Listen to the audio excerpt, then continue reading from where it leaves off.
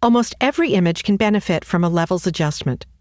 When you adjust levels, you're remapping the darkest tones in an image to pure black and the brightest tones to pure white. That causes all the gray tones in between to be stretched out across the range between the whites and the blacks.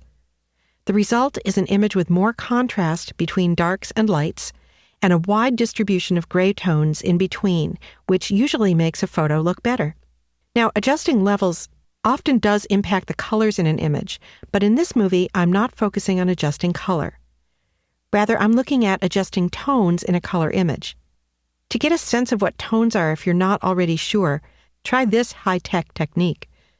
Squint your eyes and focus on the photograph you see here, and try to see just the dark, light, and gray shading rather than the color. Those are the tones that I'm talking about in this movie. As with all the image adjustments that I'm covering, I strongly recommend that you apply levels as an adjustment layer rather than as a direct adjustment. Because, as you know from other movies, an adjustment layer is non-destructive of the image pixels, and it can always be re-edited. In Photoshop CS4, you can create a levels adjustment layer, not only from the layer menu at the top of the screen up here, as you always have been able to, but, and this is the new piece, from the Adjustments panel. If your Adjustments panel isn't open, then you can open it from the Window menu at the top of the screen. And when you're ready to create a new Levels adjustment layer, you'll go to this second icon right here and click. That causes two things to happen. Down in the Layers panel, you can see the new Levels adjustment layer floating above the background photo layer. And in the Adjustments panel, you see all of the controls for levels. Notice that there's a histogram inside the Levels Adjustments panel, and it looks just like the histogram up here in the histogram panel. In fact, they are the same. But the reason that I like to have the histogram panel open also is that the histogram in the Levels Adjustments panel doesn't update as I make changes to it, like the histogram panel does. So I use the histogram panel to check my work as I'm doing it in the Levels Adjustments panel. The Levels histogram, just like the one in the histogram panel, is a bar chart of the 256 potential grayscale values that an 8-bit image can have.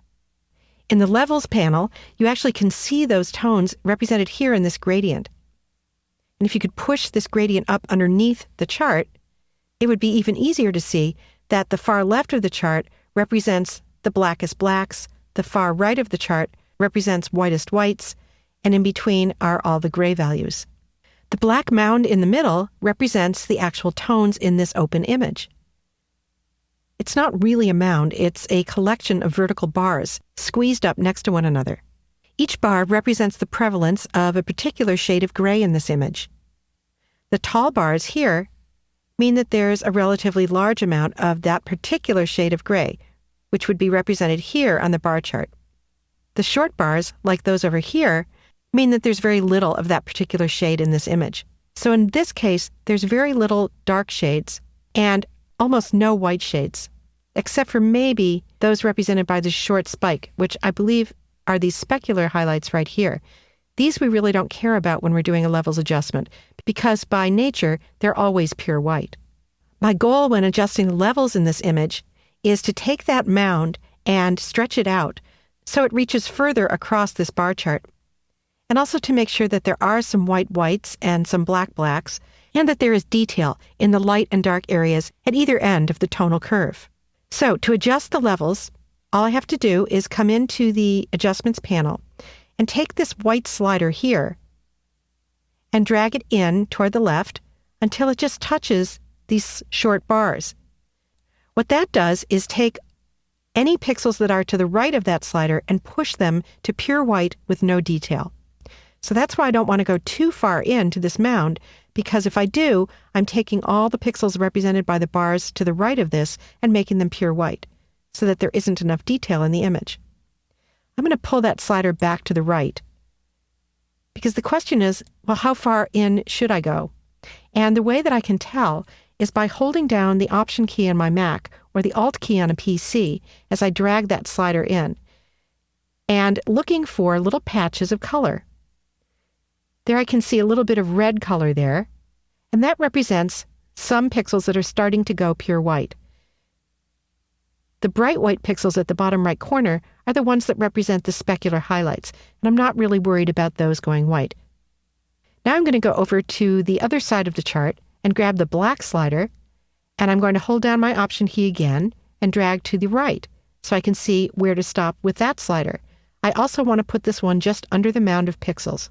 Now you can see a big blue patch on the left that is pure blue. Those are pixels that are pure black, and they came in like that from the digital camera. They're represented by the black spike on the far left of the chart. I'm just going to let those stay pure black because I think it fits in fine with the design. And I'm more interested in these other blue pixels, so when I just see a few of those, I'll release my mouse, and that's my initial levels adjustment. The other thing I want to do is come to the gray slider in the middle and drag that to the right to darken the entire image. And that happens without disturbing the new black and white points, which I just set. Now, if you look in the histogram above, you'll see that the mound has spread out so that you can see gaps in between the vertical bars. This is because the tones in the image have now been spread out across the entire tonal range, which is what I wanted. And I think the image looks better. Sometimes it's hard to see small differences in brightness and contrast. So at this point, I'll go down to the bottom of the Adjustments panel, and I'll click this preview icon right here, holding it so I can see how the image looked when I started. It had this kind of gray, dull film over it, as compared to now, when it pops with contrast and brightness. Because I made this adjustment as an adjustment layer, I can come in and change it at any time. So if I were working on another layer, like this background layer, and I wanted to come in and tweak the levels adjustment, I could just click on the Levels 1 adjustment layer and come back in and move those sliders however I wanted them to be. And I can do that at any time, even after I save and close the image and reopen it. A couple more things to show you here. There are presets for levels. They are located back in the Adjustments panel or here in the Custom menu at the top of the screen. So you can try those out if you want, as opposed to creating a custom levels adjustment as I just showed you how to do. And there's also an auto button here. I avoid the auto button. In the levels adjustment panel, the auto button sometimes results in a color cast because it adjusts each color channel individually. So for example, if I click auto here, you can see a faint magenta cast in the image. So I'll press undo, that's Command Z on a Mac, Control Z on a PC, to go back to my good levels adjustment. That's the basic technique for adding contrast and brightness to an image with levels. You've given the image some true black and white tones and stretched out the gray tones in between, eliminating the dull look that was caused by a lack of optimum contrast. Sure, there's more you could do to the image now. You might add a hue saturation adjustment layer or some color adjustments, but you certainly have improved the basic tonal structure of the image by applying levels.